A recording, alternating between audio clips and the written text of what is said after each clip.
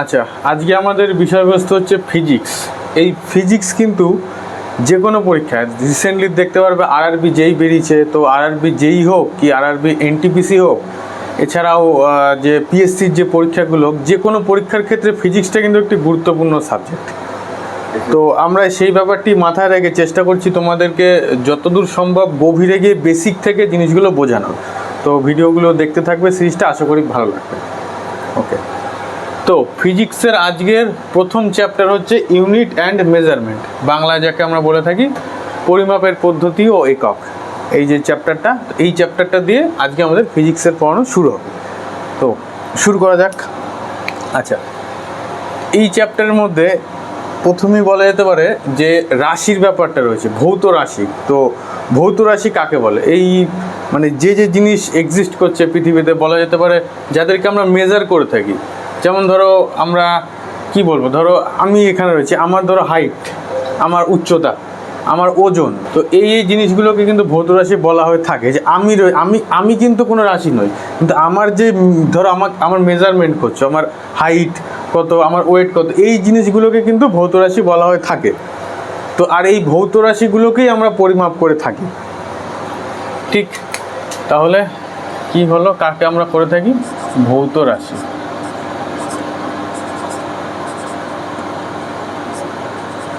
ভৌত রাশি ইংলিশে আমরা কি বলে থাকি? Physical, SICL, physical quantity. ভৌত রাশি আমরা ইংলিশে বলে থাকি ফিজিক্যাল কোয়ান্টিটি। ঠিক, ভালো কথা।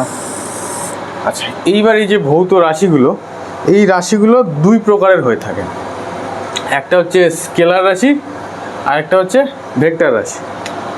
দেখা যাক, একটা হচ্ছে স্কেলার, আর একটা হচ্ছে ভেক্টর।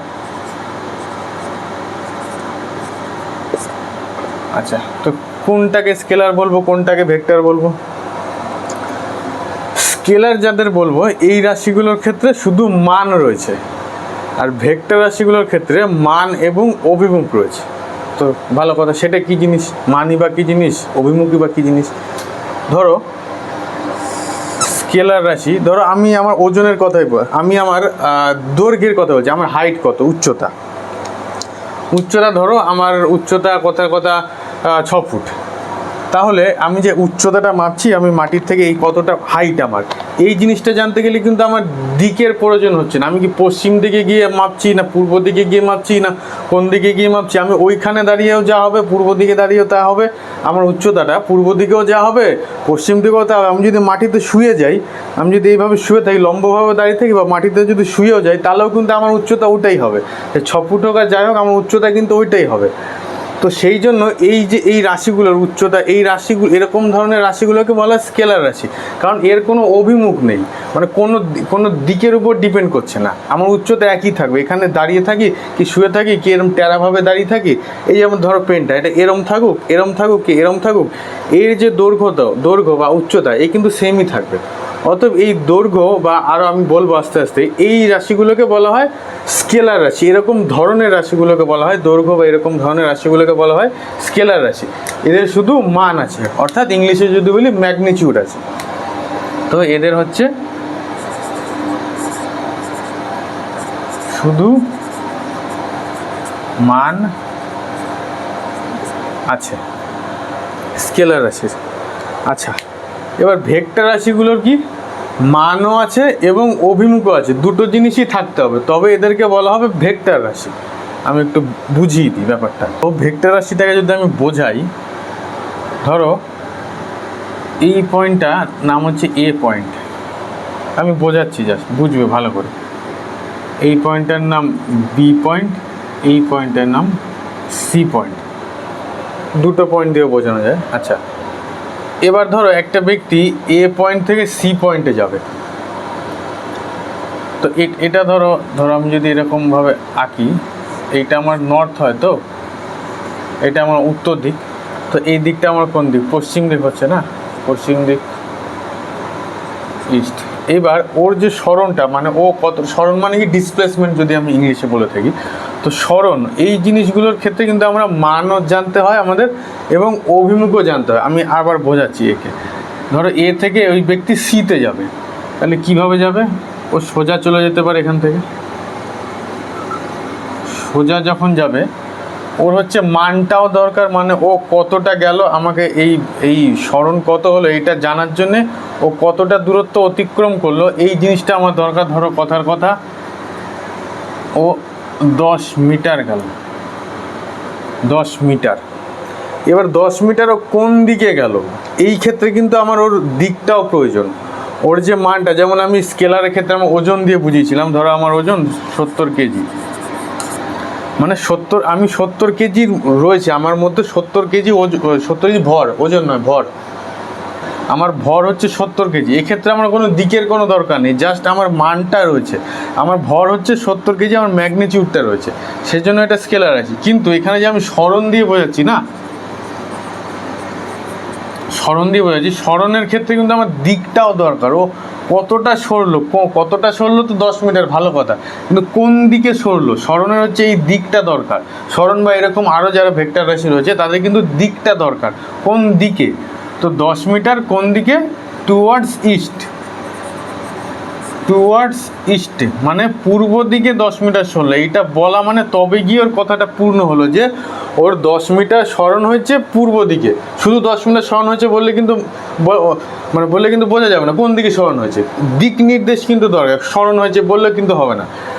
তো সেই এরকম ব্যাপারগুলো, যেমন সরণ বা এরকম রাশিগুলো যাদের মান এবং দিক, মান এবং অভিমুখ দুটো জিনিসকেই দুটো জিনিসকেই আমাদের বলতে হবে, সেই রাশিগুলোকে বলা হয় ভেক্টর রাশি।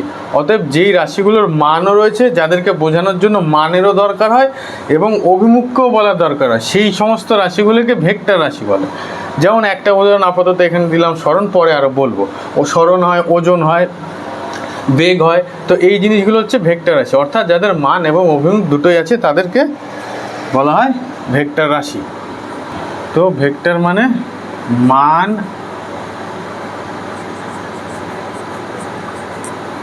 প্লাস অভিমুখ,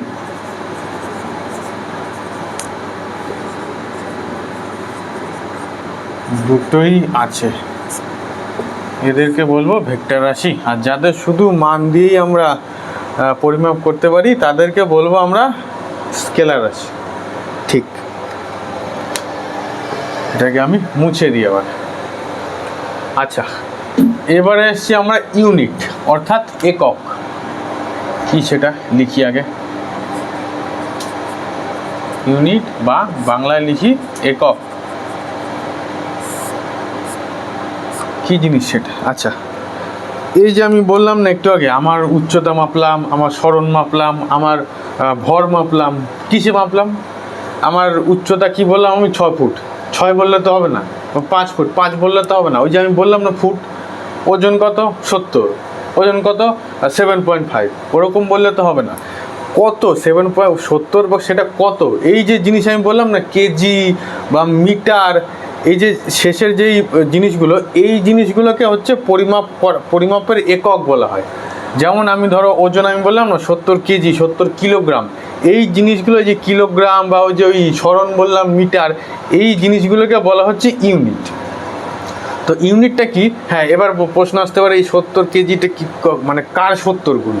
কোনো একটা জিনিসের তো 70 গুণ, মানে একটা জিনিসকে ধরা হয়েছে এটা হচ্ছে 1 কেজি, সেই 1 কেজির 70 গুণ হচ্ছে 70 কেজি। আমি আসছি পরে ব্যাপারটা।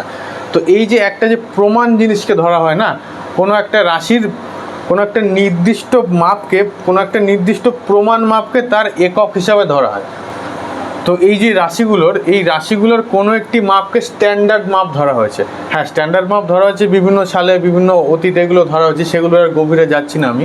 তো এগুলোকে মেজার করা রয়েছে, একটি স্ট্যান্ডার্ড মাপ ধরা। তো আমাদের এটা জানার বিষয়, যেটা আমরা মাথায় রাখবো, সেটা হচ্ছে এই কোনো ভৌত রাশির কোনো নির্দিষ্ট একটি কোয়ান্টিটিকে প্রমাণ মাপ ধরা হয়েছে, বা স্ট্যান্ডার্ড যদি আমি ইংলিশে বলি, কোনো একটি স্ট্যান্ডার্ড মাপ ধরা হয়েছে। এই স্ট্যান্ডার্ড বা প্রমাণ মাপের গুণিতকগুলোকে আমরা এককের হিসাবে ব্যবহার করে থাকি। ধরো কোনো একটি জিনিসকে, কোনো একটি তার ওজনকে 1 কেজি ধরা হয়েছে, 1 কেজি আমাদের ইন্টারন্যাশনালি ধরা রয়েছে 1 কেজিকে। এই 1 কেজির বা 1 কেজি হোক মিটার হোক যাই হোক, এই প্রমাণ মাপের গুণিতকগুলিকে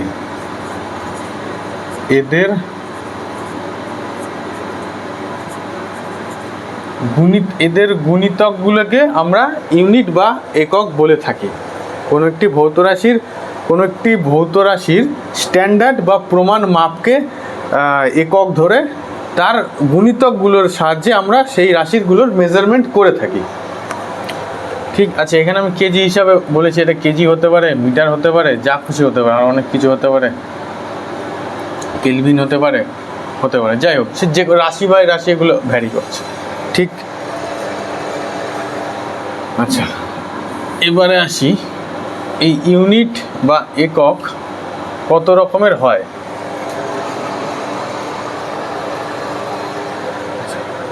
তো প্রধানত ইউনিট বা একক 2 ধরনের হয়ে থাকে। একটা হচ্ছে ফান্ডামেন্টাল ইউনিট, যদি আমরা ইংলিশে বলি, একটা হচ্ছে ফান্ডামেন্টাল ইউনিট, আর একটা হচ্ছে ডিরাইভড ইউনিট। আর যদি বাংলায় বলি তাহলে একটা হচ্ছে মৌলিক একক আর একটা হচ্ছে লব্ধ একক। আমি একটু লিখে দিই এখানে।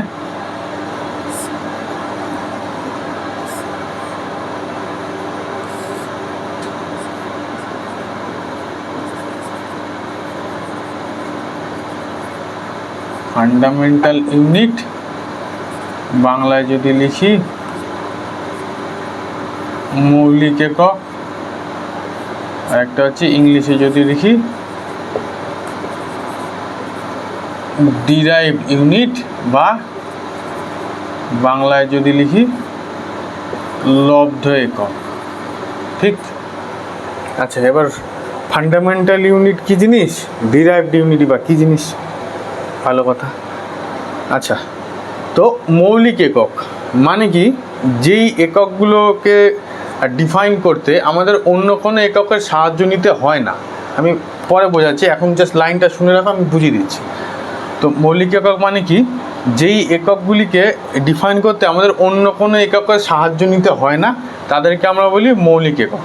আর ডিরাইভড ইউনিট কোনগুলো, যেই এককগুলোকে বের করতে বা যেই রাশির এককগুলোকে বের করতে আমাদের অন্য এককগুলোর সহায়তা নিতে হয়, তাদেরকে বলা হয় লব্ধ একক বা ডিরাইভড ইউনিট। এবার আমি একটু বুঝিয়ে দিই ব্যাপারটা কি। ধরো আমার উচ্চতার কথাই বলি, ধরো আমার উচ্চতা 5 ফুট 8 ইঞ্চি, ফুটেই বলি সুবিধা হবে, 6 ফুট। এই যে উচ্চতাটা মাপছি না, এই পেনটার উচ্চতায় ধরো আমার উচ্চতা আমি বললাম 6 ফুট। এই 6 ফুট মাপতে, ফুট এইটা মাপতে গিয়ে কিন্তু, উচ্চতা মাপতে গিয়ে কিন্তু আর অন্য কোনো জিনিসের দরকার হয়নি, মানে অন্য কোনো ইউনিটের কিন্তু সাহায্য নিতে হয়নি। ও ফুট মানে ও শুধু উচ্চতা দিয়েই হয়ে যাচ্ছে, ওর সাথে কোনো ভর বা অন্য কিছু গুণ বা যোগ ভাগ কিছু করতে হয়নি। তো এই রকম যারা ইউনিট রয়েছে তাদেরকে বলা হয় ফান্ডামেন্টাল ইউনিট। আর যেই ইউনিটগুলো বের করতে অন্যান্য ইউনিটের সাহায্য নিতে হয় তাদেরকে বলা হয় ডিরাইভড ইউনিট। একটা আমি ছোট উদাহরণ দিয়ে দিচ্ছি, ধরো কোনো একটা কিছুর ইউনিট কেজি মিটার, কিসের ইউনিট আমার এখন বলছি না, ধরো কথার কথা একটা ইউনিট কেজি মিটার। তো কেজি মিটার, এই দেখো এখানে কিন্তু দুটো জিনিস হয়েছে, এটা হচ্ছে ভরের ইউনিট আর এটা হচ্ছে দৈর্ঘ্যের ইউনিট। তো এই যে জিনিসগুলো এরকম ধরনের কেজি মিটার কি কেজি পার মিটার স্কোয়ার যাই হোক, এরকম ধরনের 2 বা 3টে জিনিসের যদি একের একাধিক ইউনিটের যদি সাহায্য নিতে হয় যে ইউনিটগুলোকে বের করতে, তাদেরকে বলা হয় ডিরাইভড ইউনিট বা লব্ধ একক। আর যাদেরকে ধরো শুধু কেজি, এখানে লিখি ধরো শুধু কেজি, তাই আর তো কোনো কিছু সাহায্য নিতে হচ্ছে না, কেজি হোক বা ধরো মিটার হোক বা ধরো উষ্ণতা যদি বলি আমরা কেলভিন হোক বা কি যাই হোক, ডিগ্রি সেন্টিগ্রেড যাই হোক, তো এই জিনিসগুলো বের করতে কিন্তু অন্য কোনো ইউনিটের সাহায্য নিতে হচ্ছে না। তো এরকম যে ইউনিটগুলো রয়েছে তাদেরকে বলা হয় ফান্ডামেন্টাল ইউনিট। আর যাদের যে ইউনিটগুলোকে বানাতে গেলে অন্যান্য ইউনিটের সাহায্য নিতে হয় তাদেরকে বলা হয় ডিরাইভড ইউনিট বা লব্ধ একক।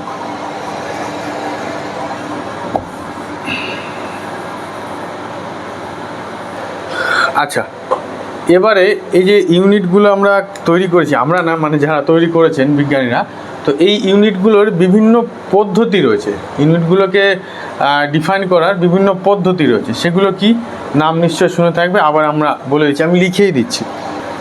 হ্যাঁ, পদ্ধতিগুলো আমি লিখে দিই।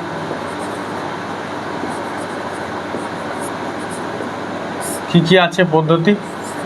এক হচ্ছে আমাদের সিজিএস পদ্ধতি,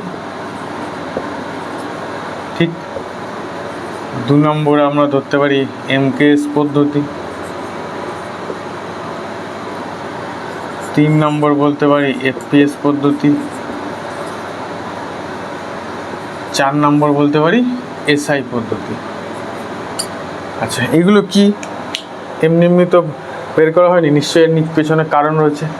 কিভাবে এদেরকে মানে ডিফাইন করা হয়েছে দেখো, সিজিএস পদ্ধতি, এই পদ্ধতির মাধ্যমে বলা হয়েছে, আচ্ছা যে কোনো বিষয় পদ্ধতিগুলো আমরা ওই কিসে মাপি বলতো, দৈর্ঘ্য, ওজন এবং সময়, এই 3টে জিনিসের ভিত্তিতে মূলত আমরা ইউনিটগুলো তৈরি করে থাকি। শুধু এই 3টে নয়, এই 3টের উপর ভিত্তি করে আমরা এই এককগুলোকে বানিয়ে থাকি এবং তার পদ্ধতিগুলোকে ডিফাইন করে থাকি। ঠিক, তো সিজিএসের মধ্যে কি কি রয়েছে? সিজিএসের সি কথার মানে হচ্ছে সেন্টিমিটার, জি কথার মানে হচ্ছে সেন্টিমিটার কিসের, দৈর্ঘ্যের। জি কথার মানে হচ্ছে গ্রাম, কিসের একক, ভরের একক। আর এস কথার মানে হচ্ছে সেকেন্ড, কিসের একক, সময়ের। তাহলে কি হলো, দৈর্ঘ্য, ভর, সময়, সেন্টিমিটার, গ্রাম, সেকেন্ড। চাইলে লিখে নিতে পারো, সেন্টিমিটার, গ্রাম, সেকেন্ড, এই 3টেকে নিয়ে একটা পদ্ধতি তৈরি করা হচ্ছে যাকে বলা হচ্ছে সিজিএস পদ্ধতি। ভালো কথা। আচ্ছা, এমকেএস পদ্ধতিতে কি কি হিসাবে বলা হয়েছে? এস এর কথা তো বুঝতেই পারছো, এস হচ্ছে সেকেন্ড। কে এর কথা কি, ওজন, কে হচ্ছে কিলোগ্রাম, এম কথার অর্থ মিটার। তাহলে কী দাঁড়ালো, মিটার, কিলোগ্রাম এবং সেকেন্ড। এই পদ্ধতিতে যে যে ইউনিটকে মাপা হয় সেই পদ্ধতিকে বলা হচ্ছে এমকেএস পদ্ধতি। ভালো কথা। এবার হচ্ছে এফপিএস। এফপিএস কথার মানে কি তাহলে? এফপিএস হচ্ছে, এফ মানে সে আমাদের দৈর্ঘ্য, এই পদ্ধতির দৈর্ঘ্যকে কিসে মাপা হয়, ফুটে। ওজনকে কিসে মাপা হয়, পাউন্ডে, ফুট, পাউন্ড। আর সময়কে সেই সেকেন্ডেই মাপা হয়। আচ্ছা, এরপরে 1960 সালে হচ্ছে এসআই পদ্ধতি, এটিকে আন্তর্জাতিক স্তরে এটা বলা হচ্ছে যে আন্তর্জাতিক স্তরে এই পদ্ধতিতে মাপা হবে আন্তর্জাতিক স্তরে। 1960 সালে এটিকে তৈরি করা হয় এই পদ্ধতিকে। তো এটা হচ্ছে ইন্টারন্যাশনাল পদ্ধতি। এইবারে এই যে এসআই পদ্ধতিটা যখন বানানো হয়েছিল, তৈরি করা হয়েছিল, তো এই এসআই পদ্ধতিতে 7টি ইউনিটের মানে 7টি রাশির ইউনিটকে ডিফাইন করা রয়েছে। আমি সেটা লিখে দিচ্ছি, এটা মুছে নি, চাইলে এটা লিখে নিতে পারো। তারপর আমি এসআইয়ের ইউনিটগুলো আমি লিখে দিচ্ছি। হ্যাঁ, এসআই পদ্ধতিতে 7টি ফান্ডামেন্টাল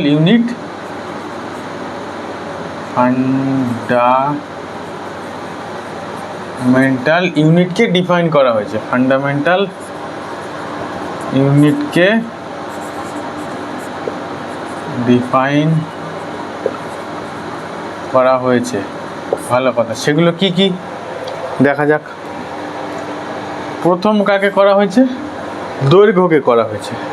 দৈর্ঘ্য তো থাকবেই, দৈর্ঘ্য, ভর, সময় এগুলো তো থাকবেই। দৈর্ঘ্যের একক কি বলা হয়েছে এই আমাদের এসআই ইউনিটে, মানে এসআই পদ্ধতিতে দৈর্ঘ্যের এককে বলা হয়েছে মিটার। ঠিক, ভালো কথা।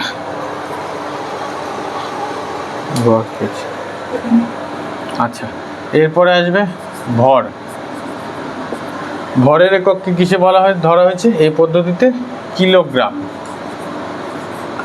কেজি। ভালো কথা। আচ্ছা, এখানে 2 নম্বর দিয়ে দিই, 2 নম্বর। এরপরে 3 নম্বর কি আসবে, সেই সময় আসবে। সময়ের একক কি ধরা হয়েছে এসআই পদ্ধতিতে, সেকেন্ড। সময় কিন্তু সেকেন্ডই আছে, এর কোনো ঝামেলা করে না, সেকেন্ডই থাকে। ভালো কথা। তারপরে 4 নম্বরে কি আসবে, 4 নম্বরে আসবে উষ্ণতা।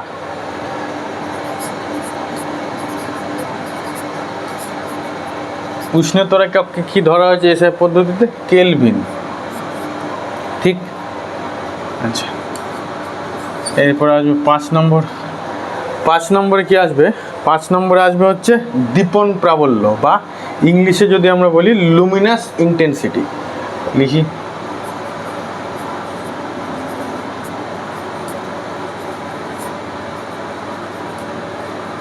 দীপন প্রাবল্য, ইংলিশে লিখে দিই সুবিধা হবে। LUMINOUS লুমিনাস ইন্টেন্সিটি ইন্টেন্সিটি এর এককে কি ধরা হয়েছে?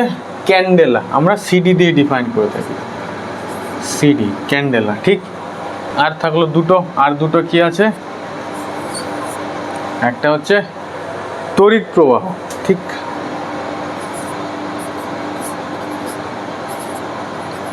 তড়িৎ প্রবাহ এর এককে কি ধরা হয়েছে? অ্যাম্পিয়ার। এ দিয়ে আমরা ডিনোট করে থাকি অ্যাম্পিয়ার। আচ্ছা, আরেকটা কি রয়েছে 7 নম্বর, এটা হচ্ছে পদার্থের পরিমাণ। আচ্ছা আচ্ছা 7 নম্বরটা ধরা হয়েছে পদার্থের পরিমাণের একক। সেটা কি জিনিস? পদার্থের পরিমাণের একক। একে কি ধরা হয়েছে? একে ধরা হয়েছে হচ্ছে মোল। মোল, MOL দিয়ে ডিফাইন করে থাকি। অ্যাকচুয়াল বানানটা MOL, আমরা MOL দিয়ে ডিফাইন করে থাকি। ঠিক, কি কি থাকলো 7টা? দৈর্ঘ্য ভর সময় তো থাকবেই, সবেতেই রয়েছে।